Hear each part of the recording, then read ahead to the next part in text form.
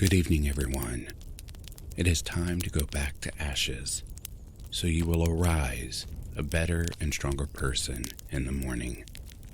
Tuck in, get warm, and prepare for tonight's true creepy encounters. Let's get started, shall we?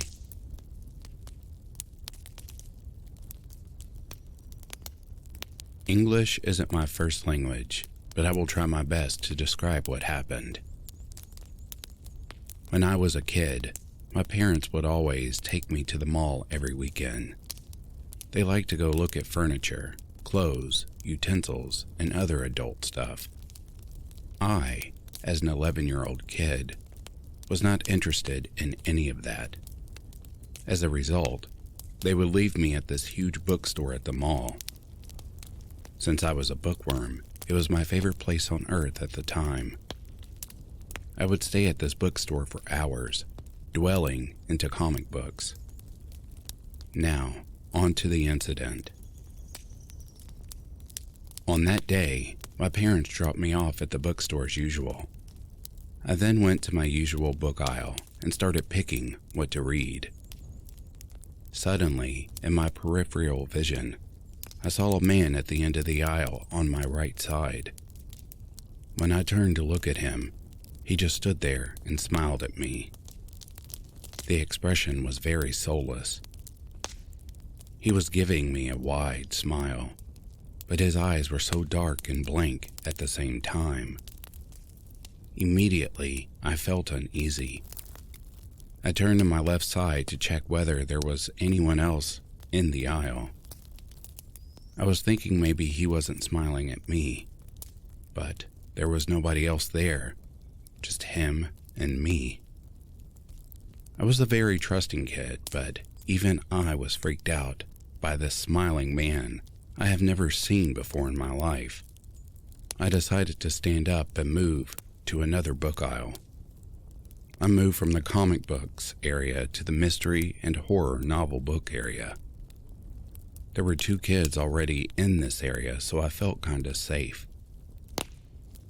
Just when I was again picking a book to read, the same smiling man showed up at the end of the aisle I was at. The alarms were ringing in my head. This is not normal, but at least I have these 2 random kids with me, were my thoughts at the moment.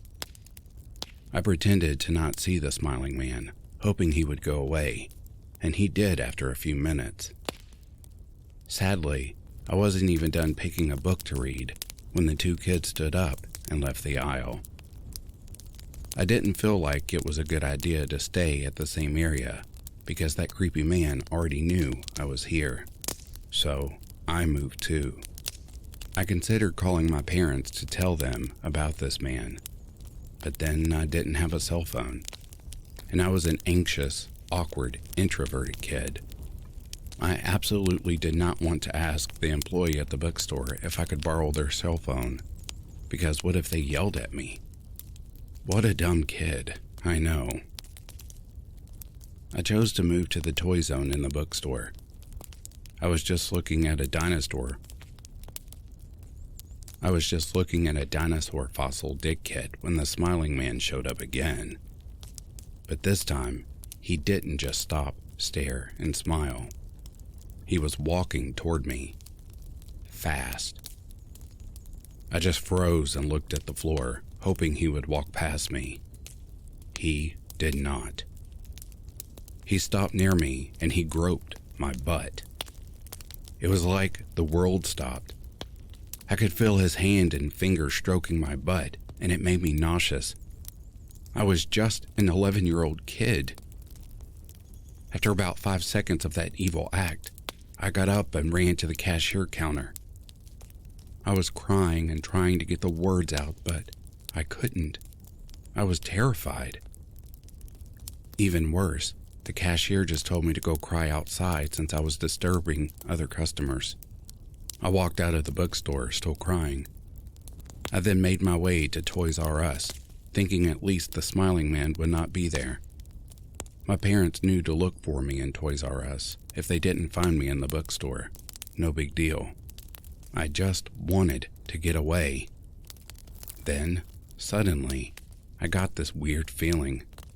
It was like my heart fell into a deep, dark pit. I quickly turned around, and I saw the same smiling man walking, almost running towards me. He was still smiling. I screamed, but no sound came out.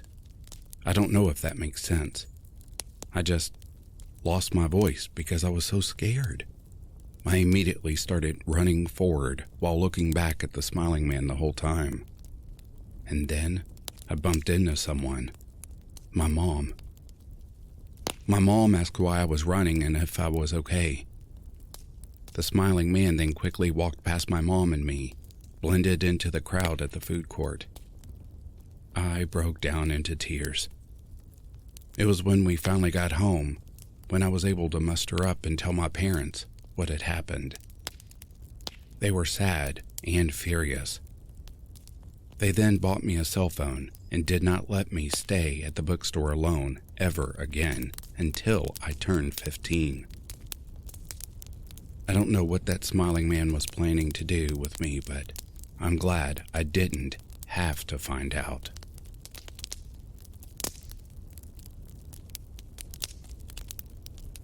This happened a few years ago, but I sometimes still think about her.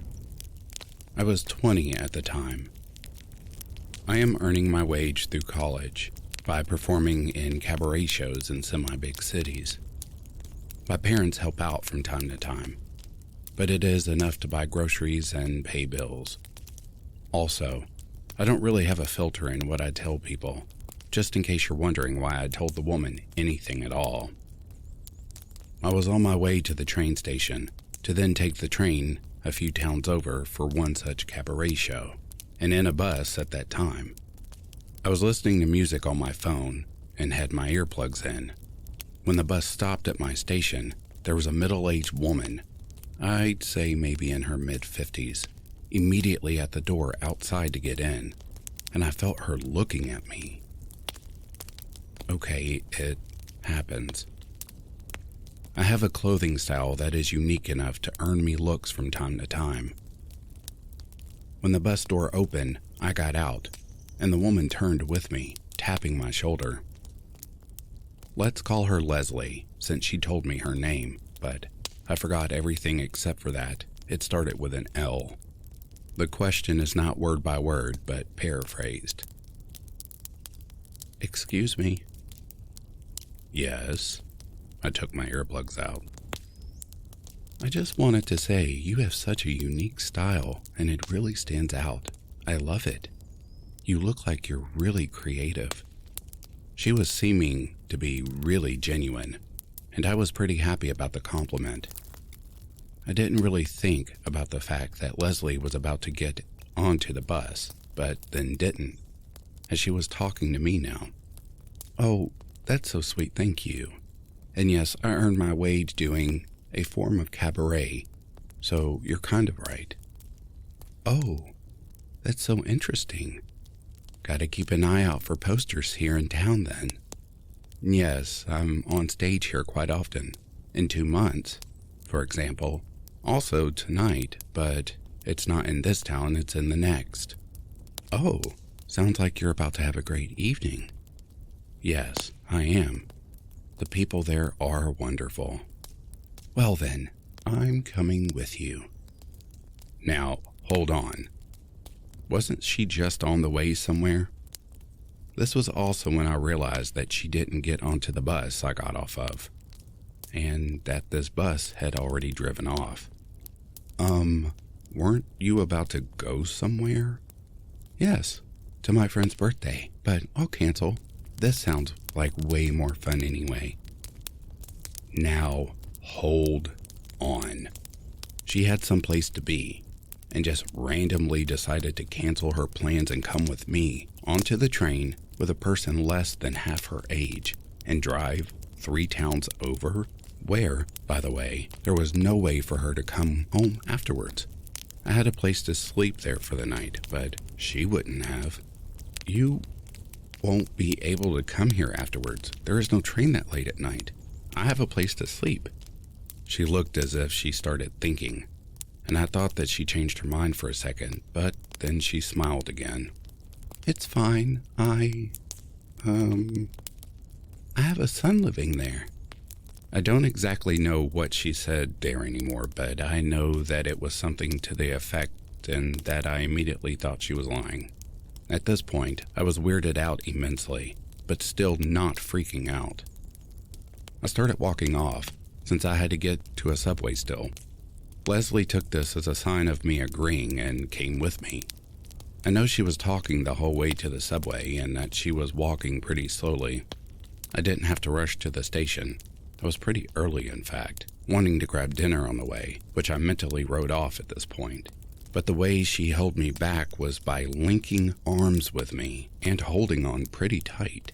I was freaking out at this point, but trying my hardest to stay calm. Whenever I was asked a question about myself, I was lying now. In my head, I was making plans to say I wanted to grab lunch, sitting her down at McDonald's and making a break for it. But Leslie beat me to an opportunity to bail. Sitting at the subway station, there was a pretty well-known homeless person of our town. We had never talked, but I knew his face, and he has always been polite. Leslie, apparently, did know him, and got distracted immediately, letting go of my arm.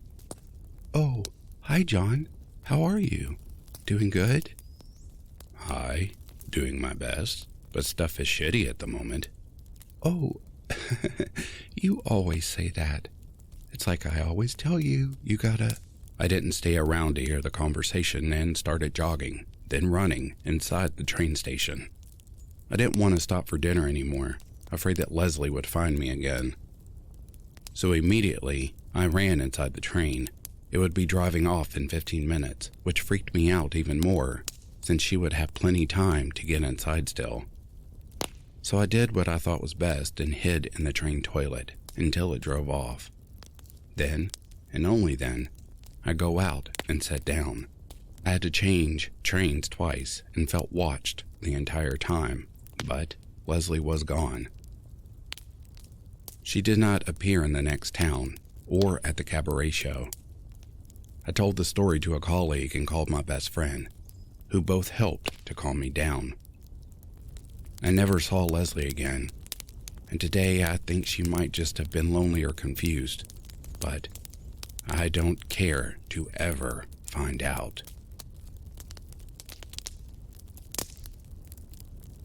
For reference, I'm a 16-year-old male. I have kinda longish red dyed hair and wear eyeliner, and was wearing all black denim at the time. I got off the bus and parted ways with my friend and made for the bus station to go home. After I stood in the queue, it was super long. I got tapped on the shoulder, and I turned, and it was this mid to late 20s mixed race guy. I took my earphones out because he started talking to me, thinking he was asking directions or something. He proceeded to tell me I was cute and tell me that when he saw me, he sprinted after me. His tone sounded off. I'm not exactly sure what it was about it, but it was like he was oblivious as to how creepy that was. He then asked to exchange various social medias, to which I said I had none. He also asked my name and if I was from around there, to which I gave false answers for both and said I only came there rarely to see a friend. He asked me how old I was, to which I replied 16, hoping it'd make him back off. It didn't. He asked me if I was single, to which I replied no. He then assumed I had a boyfriend, to which I said I had a girlfriend, to put across that I don't swing that way. He kept following me up the line, and the only reason I kept talking to him was because I did not want to turn my back on him. I mean it when I say there was something badly off about him. In public area or not, I didn't want to end up getting touched, or hurt, or anything else for that matter. I'd rather just shoot the shit and come across as friendly to avoid him maybe getting aggressive than to elevate the situation. Fortunately, as I was about to get on the bus home, he walked away. Maybe he thought he would make a scene if he tried getting on with me. Maybe he caught somebody watching. Or maybe he caught on to the fact that he was being a creep. I don't know. But I'm just so glad he didn't try to get on the bus with me. The last thing I wanted was him knowing where I went around. If he confessed to sprinting after me, I wouldn't put it past him to do the same when I got off the bus. Hypothetically, if he did manage to get on with me, I hope I never see that creep again. My practical, in-charge self continually denied what was happening. My base instincts knew that we were prey from the moment this guy saw us. In spite of this, I'm not sure what I would have taken action if I didn't feel that my children were in jeopardy. Pretty sad to say that I wouldn't bother an employee for just me. My husband is an executive and frequently travels out of the country. As much as I avoided going shopping at night, it was a necessity at times. Sometimes, you find out you need poster board and glitter for a project due the next day. It happens. We have 2 boys who were ages 6 and 10 at the time. It was the dead of winter in the Midwest, so pitch black outside by 6 o'clock. I went to one of the big stores that is frequently associated with strange people and deviant behavior. Mom of the year. I pulled into the parking lot and was delighted to find the first spot next to handicapped open. I felt seriously lucky until I pulled into the spot. I immediately noticed that there was a van to my left, which was backed into the space. In my head, I heard the voice of my mom saying, "Never park next to a van, as someone can open the big sliding door, grab you, and be gone in moments." Although I dismissed this as nonsense, I still took note that there was a middle-aged man sitting in the driver's seat. It concerned me enough to tell the kids not to dilly-dally when they got out of the car. I didn't want to be standing there with the door open while they looked for their shoes, toys, etc. I got out, and the man was less than a foot from my youngest son, and as I was getting him out of his booster seat, I could feel the man staring at us. And when I looked up to smile at him, he was looking right through us. It just felt off. We got into the store without a problem. I grabbed a cart and stuck the youngest in it. My older boy was a few paces ahead and said, "Mom, I'm getting some Axe body wash," and peels off to go down the aisle. Before I can stop him, I see that the guy from the van is now in front of us and has turned back and is walking towards my son. I have no idea how this happened, as I looked back several times in the parking lot and did not see him get out of his van. The man then notices that I am right behind my son, turns and continues to walk ahead. I'm concerned at this point, but not scared. I continue shopping and eventually notice that this guy is in every aisle as we were. He's covertly looking at us. Seems to be fake shopping. Has nothing in his hands and does not have a card. In retrospect, it took time to put all of these facts together. It was as if I knew before my brain did. I decided to leave the grocery aisle to test if he would continue to follow us in the more obscure parts of the store. Magazine aisle? He's looking at a book. I'm looking at laundry baskets and suddenly he's there examining hangers. You get the point. I headed to the checkout and was concerned that I could no longer see him, and I looked for him too. There was no way that I could safely return to the car at this point.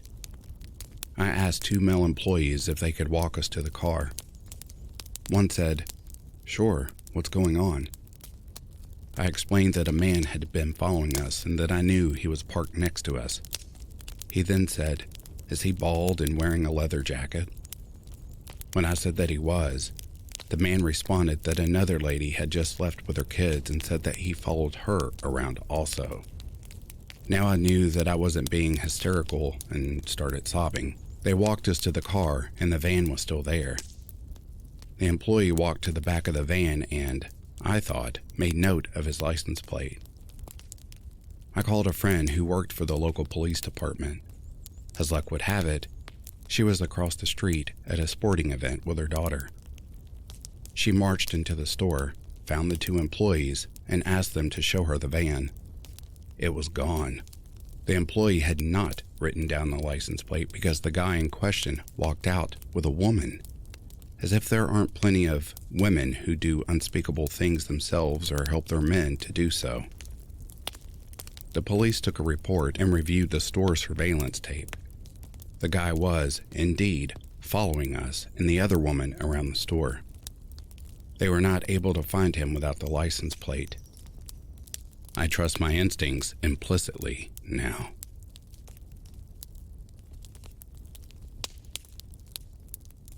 Let's start this out by saying I've seen things. All the time I do. It's not uncommon, and most of the time I shrug it off. I have GAD, Generalized Anxiety Disorder. I feel emotions a lot heavier than other people do who don't have it.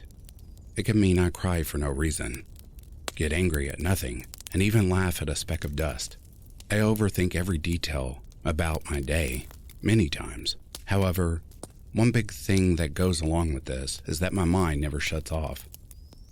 I hear voices that aren't there and so on. I see figures who my brain pretends exist, so that's why I often, as I said before, shrug it off. However, this time was different. Very different.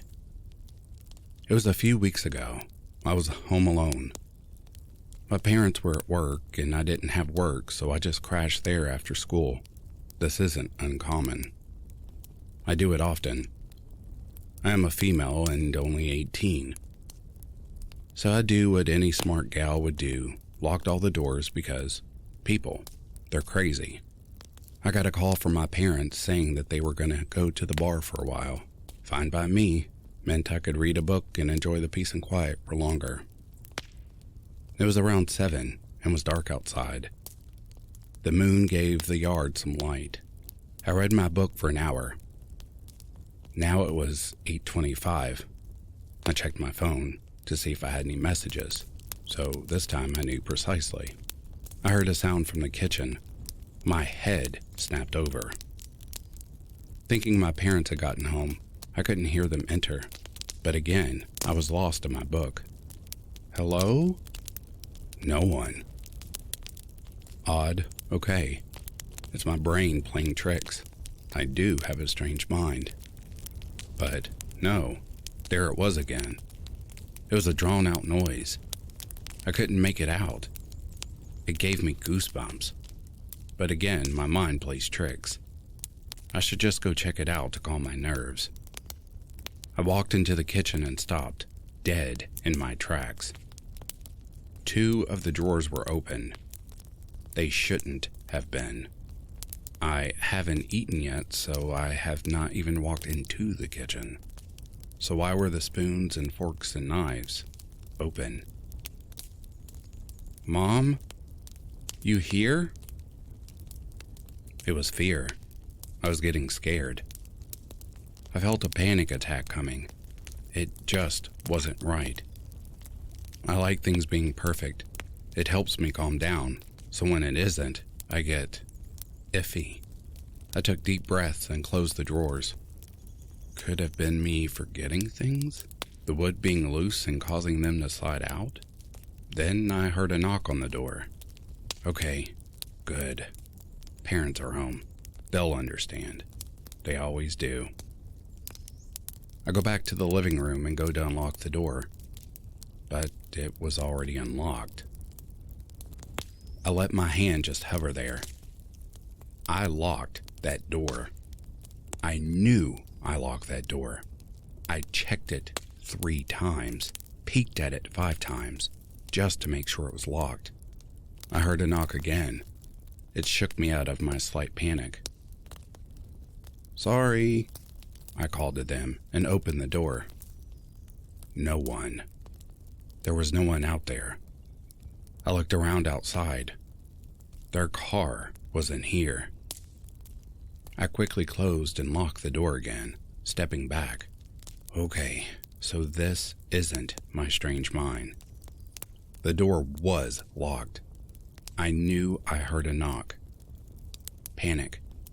I was having a panic attack. It didn't take much to make me have one. I ran into my room and closed my door. I stayed there until my parents got home, and admittedly, I slept on their floor that night. Nothing else has happened since I opened the door. But again, I haven't stayed home alone. I took more shifts at work and refused to be there without someone. Was it my GAD? Was it my mind? Was it something else?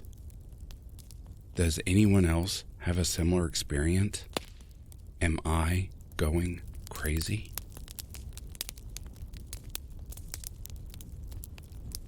So this happened when I was 15. I was going to have a walk to join a friend during the afternoon in the little city I lived in at the time. There was a heavy rain, and I had to cross a bridge to get to my friend's location. When I was on the bridge, a car stopped. I recognized the driver. It was an old friend of my family I haven't seen since I was 8 or 9. His name was Joseph, and he was a priest. Even though I'm not a believer, I remember him as a fun and very kind man, always smiling and making jokes. He married my uncle and auntie and also baptized my dad, so I was pretty relieved to see this familiar face. He asked me if I wanted him to drive me somewhere since it was raining so hard. I smiled and accepted his proposition. I was only a kilometer away from my destination. At the moment, I didn't consider the type of car I was in. It was an old van with a young driver sign at the back, which is pretty uncommon for a 70-year-old man. I started talking to him and asked what he was doing here. He answered me that he just came back from a safari in Africa. That didn't surprise me much. I knew he was a traveler, so I supposed he was going to visit my grandmother, who was living not far from my place. I asked him if that was so, and he didn't answer. I realized there was something wrong here, so I asked, "You are Joseph, right?" He looked at me and said, "No, I'm not Joseph." I was frightened. I instantly panicked, and this moment is a bit confusing in my head, but I took off my security belt, told him to let me out, banging my hands on the car window. After a moment, he finally stopped, without saying anything, but it appeared like an eternity for me. I jumped out of the car, ran to my friends, and literally fell on the floor, trying not to think about what just happened. This situation still feels very weird to me. I'm 24 now, but I've always been very careful about my safety. I also remember how sure I was when I thought I recognized him. In my head, there was no way I was wrong about it. Now that I know I was, I still can't figure out how this happened. Just for reference, in France, during your 2 or 3 first driving years, you have to put a sticker with a big red A on it to mention that you're a newbie. I don't know if it's the same in other countries, but from here on out, I'll make sure to start double checking who I get in a car with.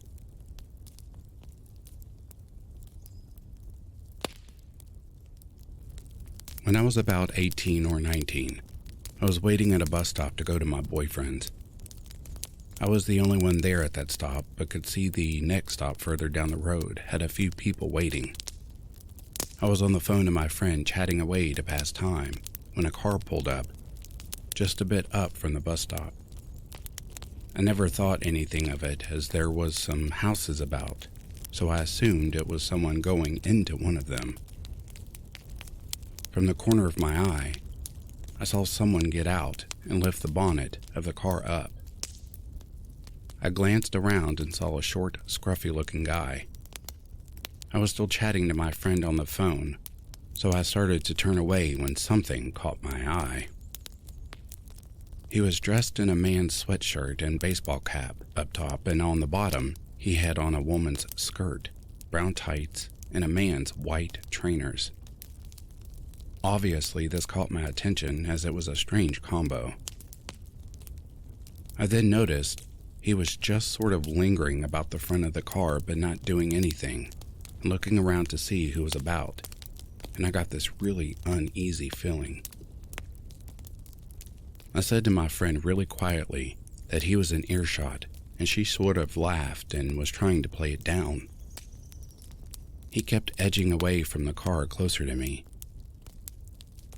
He stopped and had a look around and moved a bit closer again. It felt like slow motion at this point, and I got freaked. I told my friend to stay on the line and started running down towards the next bus stop where the people were.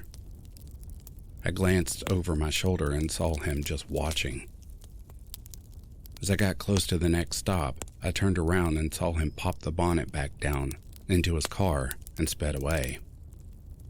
The other people at the bus stop just kind of stared at me like, WTF.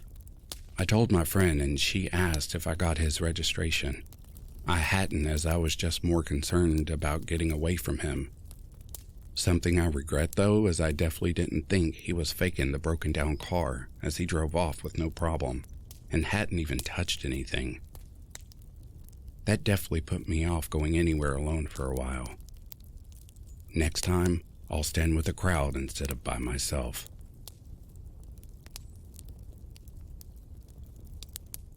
This took place around 2005. I was going to a local college. I was a 24-year-old female, and I was in the computer lab, and some guy around my age sat next to me and introduced himself. I got creep vibes right away from him. I could tell he was interested in me, but he was being extremely pushy about it. I told him I wasn't interested that way. I never had a class with him, but he seemed to figure out which class I was taking.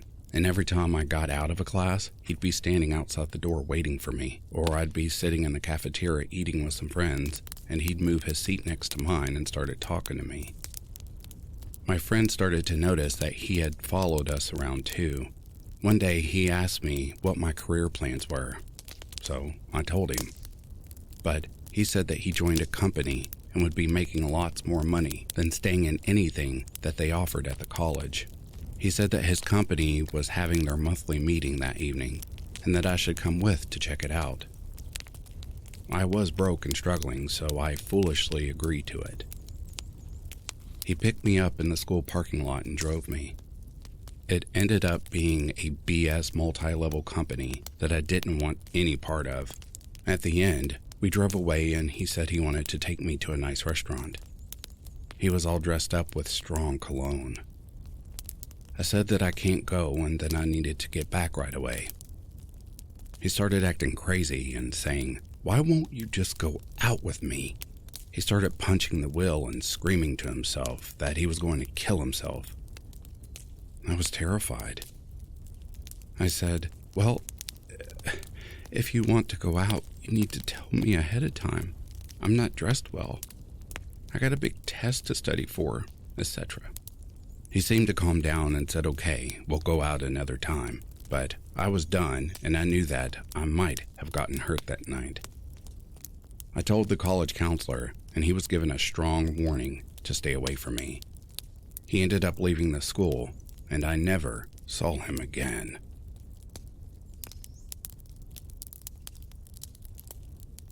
A few years back, I was sleeping over at my then boyfriend's house.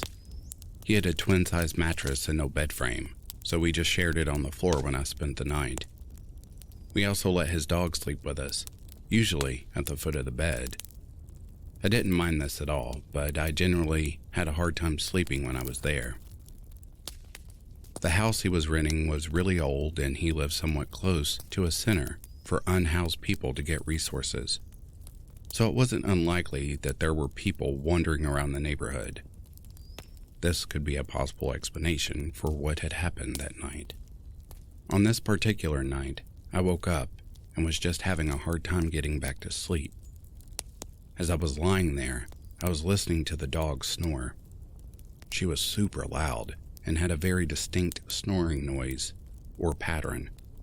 And eventually, I realized some of the sounds I was hearing were coming from a different source than the dog. I'm getting creeped out all over again, just thinking about it.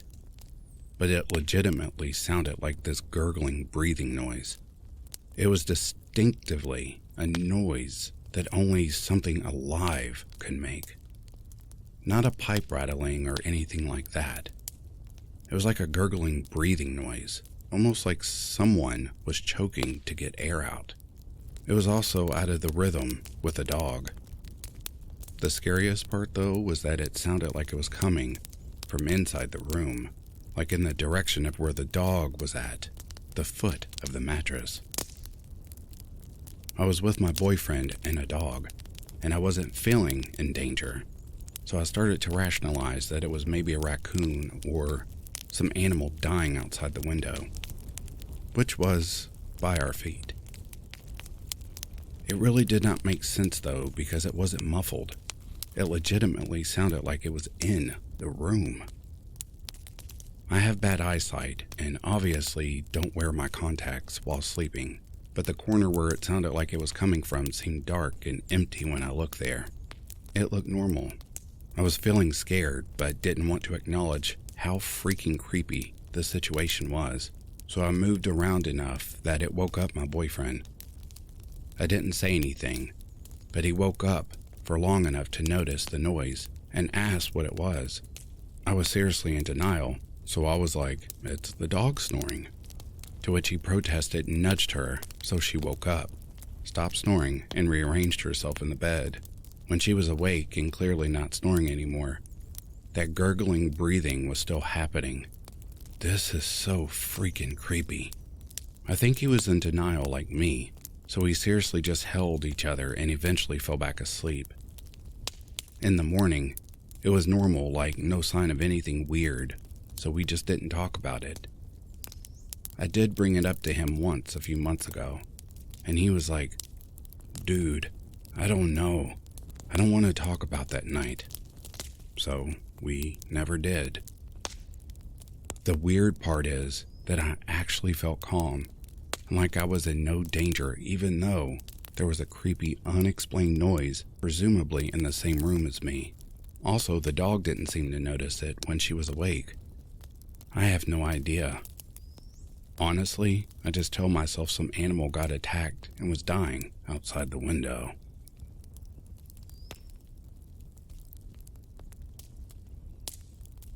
Hey everyone. So in 2020, I met this guy at a mall that I worked at. He owned one of the stores at the mall. It was a tech store to repair phones. Anyways, I would see him often because the office was close to his store, to be specific, right across from each other. One day he came up to me and asked me for my name. We made small talk and we exchanged numbers. We started seeing each other until one night I was so tired from work, I didn't want to go to dinner with him anymore. I am a single mom and I get burnt out easily. I told him I didn't want to go anymore and he said, "No. Get ready. I already made the reservations." I said flat out no because I was exhausted and I'm the type to refuse to be forced into doing anything, and being controlling is such a turnoff. So I was already getting ready to dump him. I said no firmly. He responded by saying, "I'm on my way." And I said, "Well, I'm not going, so waste your gas if you want to." I didn't think he would come, but of course he came. He showed up to my apartment and was non-stop honking outside. He was calling and texting me non-stop while honking. I threatened to call the cops and he didn't stop. I called the cops for a noise complaint, and as soon as he heard the sirens, he sped off. I remember waking up the next morning to 60 text messages and 100 missed calls saying, "I can't believe you stood me up. I love you. What is wrong with you? I just wanted to spend some time with you." The list goes on, but it really made me see him in a different, weird, creepy light. Because how do you love me if we've only been dating for 2 months? We weren't in a relationship at all, at least. In my eyes, we weren't. Yes, we did have sex already for the first 2 weeks of seeing each other. What scared me was I remember when after we had sex, he said he was a virgin. I'm starting to believe he actually was because of how things started to escalate. After he told me that he was a virgin, I didn't have sex with him again. So out of the 2 months, we only had sex once. He's Muslim, and his parents are very strict and crazy. He would sneak out to see me all the time, even though he was 24 at that current time. So after that night of him honking, I broke it off with him and called him a psycho. I told him, I don't ever want to see you again.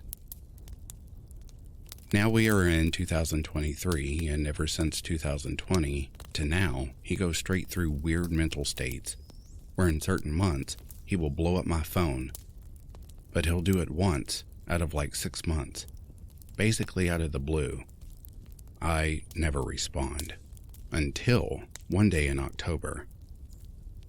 He sent an apology saying, I'm sorry, I've moved on, I know I was acting crazy, blah blah blah, and that he wanted to be on good terms as friends and asked if he can take me to dinner to make up for what he's done.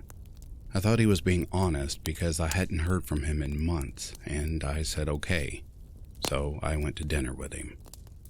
Biggest mistake of my life, because before we got the food, he literally got on his knees and begged for me to never leave him again, and that he was in love with me.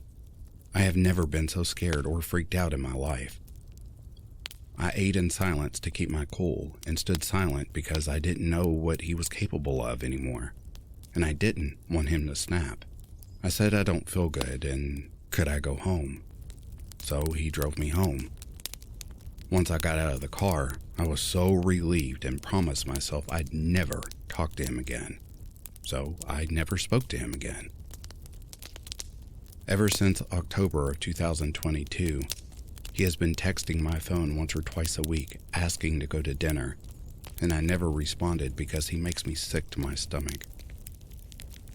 I moved, thank God, so he doesn't know where I live, but recently he's been texting me to go to dinner.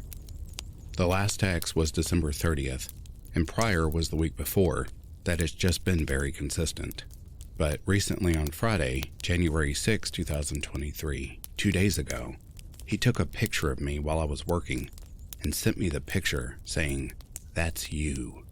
It scared the hell out of me, because how could he know where I worked? I just switched to a different salon and he didn't know the salon prior I worked at. At least I don't think he knew. I've only been at the salon for 2 or 3 weeks. It makes no sense. My heart dropped to my ass when I seen the picture, and I responded, "You're stalking me. Leave me alone already." He said he has a limo service and was driving around, when no way in hell he could have seen me through the window because my station is the second station. He zoomed in to take the pic. There's a desk where he took the photo, so it's weird and creepy. I called the police and they basically victim blamed me and said, how do I not know the guy I dated, his last name or his home address? They said since I don't know his last name or home address, I can't file a restraining order or order of protection. Please help. I know the laws are different in every state, but I am in Chicago, Illinois, and I don't know what he's capable of. Please, someone, help me. It was the spring after I graduated college. I'm a 22-year-old female, by the way, and didn't know what I wanted to do with my life. So I decided to take a pause and ride my bike down the coast from Canada to Mexico. I was pretty nervous to be going by myself, but for the majority of the time I felt safe. Halfway through or so, I got pretty comfortable with sleeping alone in fairly empty campsites, parks, etc. There were even some stretches on the trip I rode with other bike tourists. This one encounter, however, brought my guard back up for the remainder of the trip. I was halfway down the Oregon coast and was a mile or so out from the campground I had planned to stay for the night. There was this notable yellow vintage Ferrari, I think it was, car that had passed me, headed in the opposite direction. When I pulled into the campground, I stopped at information board to look at the map and fees. As I'm sitting there, I see the yellow car coming down the road and stops exactly where I'm at. this older guy in his late 50s, maybe early 60s, gets out and starts looking at the board with me. He's friendly and seems completely normal, charismatic even. He's asking me about my trip and starts mentioning how he's from the area, but has never checked out this campground. At this point, I'm still pretty naive. There's plenty of nice people I've met on the trip that chat me up and ask me about the bike tour. He's talking to me and getting closer, and this part is what starts to make me uneasy. He would repeatedly reach out his hand to shake mine like he was about to leave, but every time he shook my hand, he would grab my forearm with his other hand and do this weird gasp, laugh thing. The way he did it looked insane, and the arm grasp was very firm. It sent shivers down my spine. Then he dives into another topic and repeats this freaky handshake maybe 2 more times in between. I realize that I'm completely out of sight from anyone in the campground. I have no phone service, and I'm now very close to him and his open car door. There's a knot in my stomach. I'm on the verge of tears, and my voice is shaking with every response. At the time, I didn't even know why, but something felt very off about him. I finally speak loud, hoping someone can hear me, and tell him I got to get going. I run to my bike, and I speed to the campground. When I get there, I don't even try to find the hike and bike spots, and just throw my tent down directly across from the camp post. Again, I had a lot of encounters with random strangers at this point, but none of them terrified me like this one did. I fought with the idea that he was probably just an overly friendly guy, but the fact he would repeatedly grab my arm and laugh was frightening. All in all, most people I meet were very sweet, and it made me very trusting of others. Even if he was harmless, his actions were a good reminder that I have to be more mindful of my vulnerable situation and to be more alert.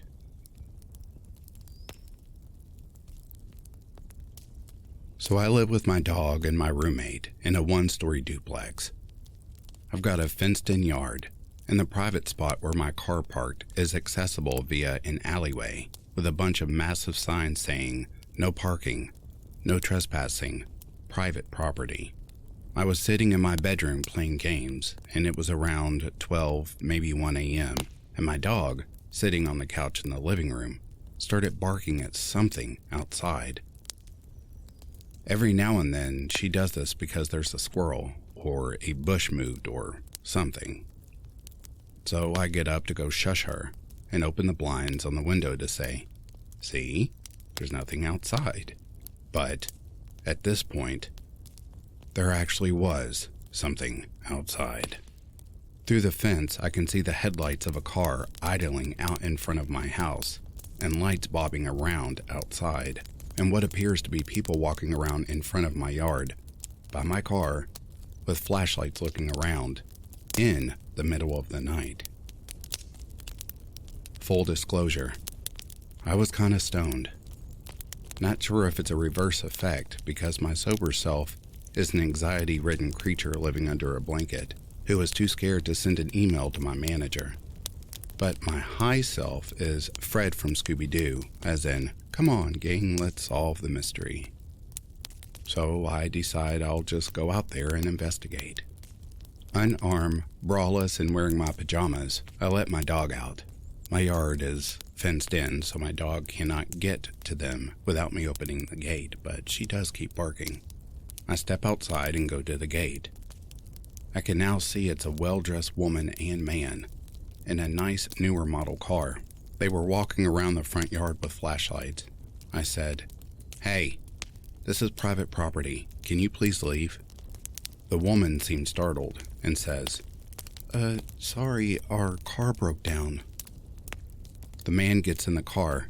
She walks around, goes back in the car, and they talk for a while. I'm not sure what else to do, so I just kind of stand there watching for what felt like ages, but was probably only a minute or two. Don't know how long it actually was. They seem to be deciding what to do. He starts the car back up. They pull out, proceed to drive around, pull into the public street, and park behind the neighbor's car instead. I decided to sit outside from my porch and kind of watch them to make sure they didn't get out and start investigating the neighbor's car instead. They never popped the hood of their car or got out, which seemed to run fine when they drove off. I never saw them come back. A quick note: there are loads of spots you can park in and around my neighborhood that would not be on clearly private property with better lighting, and you do not need to be near other cars. But to get to where my car is parked, you've got to drive down an alleyway and look for that spot. Like, my friends have trouble finding it. The car was like a newer model sports car. Not saying those can't ever break down, but I guess I'd be less suspect if they rolled up in a Geo Metro, or Mini Cooper, or an old Subaru hatchback or something, and were like, "Oh man, my shitty car broke down." When I sobered up the next day, I was like, I either just politely told some car thieves to stop attempting to rob me, and they did, or I made someone's shitty night even shittier. I mean, they weren't dressed for car theft, more like a party or date night. The woman was in heels, and I don't know shit about cars. Maybe they really did just break down, and the spot next to my car was the closest they could find. Then I spooked them even more by taking neighborhood watch a little too far. I guess if I parked in a neighborhood and a half-naked woman and her possibly big scary dog came outside to stare at me in the middle of the night, I'd get the freak out too. In the end, my dog got spoiled with treats after this. I didn't report it, but did inform the neighbors about what happened. My car was broken into a month or two later and had some non-valuable stuff taken another night, but I slept through it and have no way of knowing if it was the same people or not. I'll try to be brief as possible and stick to the relevant events that are giving me this feeling. But the latest event happened last night, and I didn't get much sleep. So apologies if I ramble or am unclear. My wife and I recently purchased our first home after the birth of our daughter. Everything was as you would expect the first few months to be. Painting, decorating, renovating, basking in our newfound slice of the American dream. You get the idea. Unusual things started happening several months ago. One day, as I was getting home from work, I passed by a strange truck 2 or 3 houses down from ours. I say strange for a few reasons. We know literally everyone in our small neighborhood, and I'd never seen this truck or person before. There's no reason for through traffic to come down our street, and the truck was driving very slowly.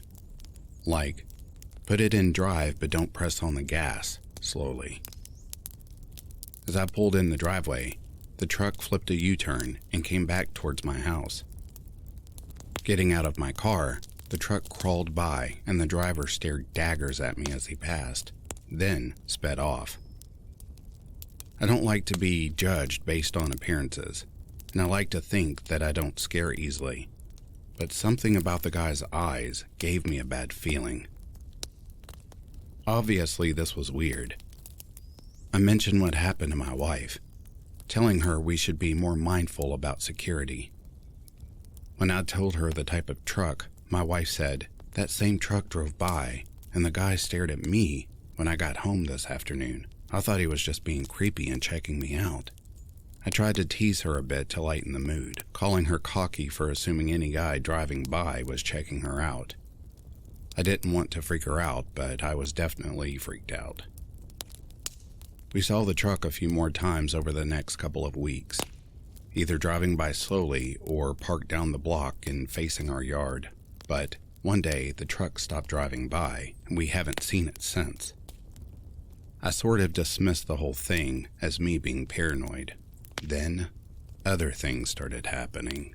In the past month or so, my wife and I have been hearing tapping on the windows at the front of our house at night. It's happened 2 or 3 times to each of us separately. Always around 10 or 11 p.m. And always a soft but distinct tap, tap, tap, tap. It sounds like knocking with a single knuckle on the metal part of a screen door, if that makes sense. The first time that my wife and I heard the tapping together was last weekend. We were in the front room playing with our daughter around 9:30, just about to settle her down for bed. Our front room has a large, almost floor-to-ceiling window running the length of the wall next to the front door, which faces the street. We were all sitting on the floor with our backs to the window, reading our daughter a book when we heard it. Tap, tap, tap, tap. Now, our house is older. Creaks and cracks are not uncommon, but this sound was so distinctly intentional that my wife and I immediately looked at each other and bolted up out of the room. I had my wife and daughter lock themselves in a back room while I turned on all the lights and did a sweep around the outside of the house.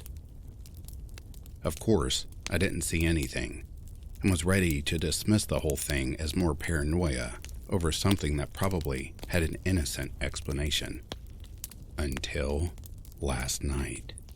Around 9:45, we heard our daughter making noises in the baby monitor.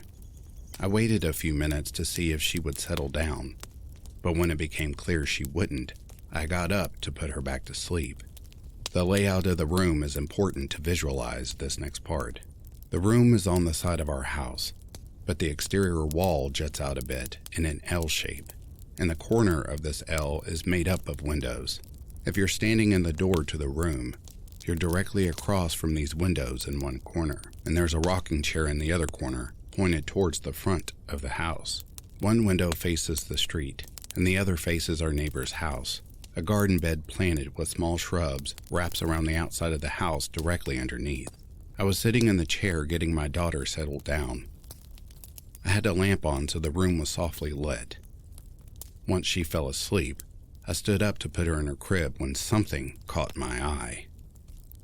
There was a figure standing about a foot away from the window, in the bare space between the shrubs and the house. They were staring at us. I didn't look long enough to see anything more than what appeared to be a man in a light gray hoodie standing a few feet away on the other side of the glass. Sprinting from the room, I brought my daughter back to my wife and I's bedroom, leaving her there while telling my understandably confused wife to lock the door. After turning off all the lights inside the house and turning on all the lights outside, I began moving from room to room. Peering out the window into the darkness, I couldn't see anything out of the ordinary. Whoever it was must have taken off after seeing me notice them and make a quick exit. Obviously, I had some trouble sleeping after this. I spent hours checking security cameras and going from room to room, looking out windows into the night, hoping, but also not hoping, that I would see anything that could explain what happened. This morning, I went outside to the spot where the figure would have been standing. I thought, or hoped, maybe there was a plant or something that I mistook for a person. When I got to the spot, I realized the figure had to be standing exactly in a bare patch of ground about 2 feet in diameter, directly in front of that window. Part of me is still hoping that I'm being paranoid. The mind can play tricks on you in the dark, seeing things that aren't there, especially when you're a sleep-deprived new parent. But with everything that's been going on, I can't shake the feeling that there was actually someone out there last night, watching us. Please, let me be wrong. Here is an update. We now own several guns, and I am very well versed in gun safety and a pretty good shot if I'm going to brag on myself. Since we have a young child, I have kept all weapons locked away. But after this past week, I've made sure to find places to store guns that are out of her reach, but within my reach for quick access. There are blinds, curtains, and solar screens on all of our windows. The window in the story is dark, and the curtains were drawn over it that night. They're those semi-see-through white ones, so I didn't notice the blinds weren't drawn. All windows were checked and covered as soon as I get home from now on. All our exterior doors are dead-bolted and the frames are reinforced. These were security measures put in by the previous owners that I thought were unnecessary, but am now grateful for.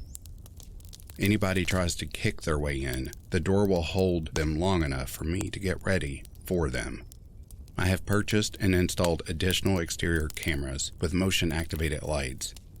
I'm looking into buying additional motion-activated floodlights for the more remote corners of our property. Lots of people have mentioned getting a dog.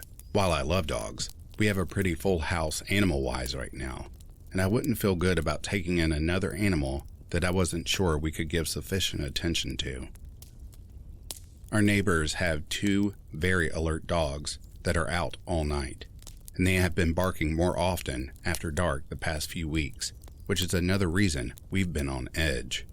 As for who this person might be, I don't think it's related to the previous owners. They were a married couple with no children who lived there for over 30 years. The husband died and the wife needed to downsize, which is why she sold the house. Maybe it's someone who lost out on their bid for the place, but there was so much time between us buying the house and all this starting that it seems unlikely. Several people made note that I said I was a lawyer and asked if it could be related to that.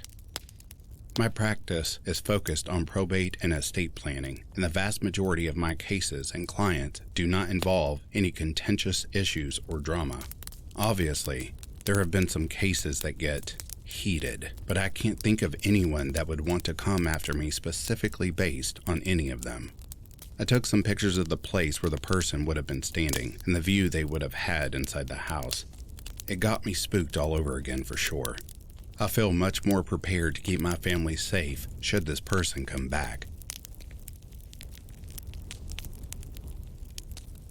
And that concludes tonight's round of true creepy encounters. I hope you are tucked in, very warm, and already drifted off to Slumberland.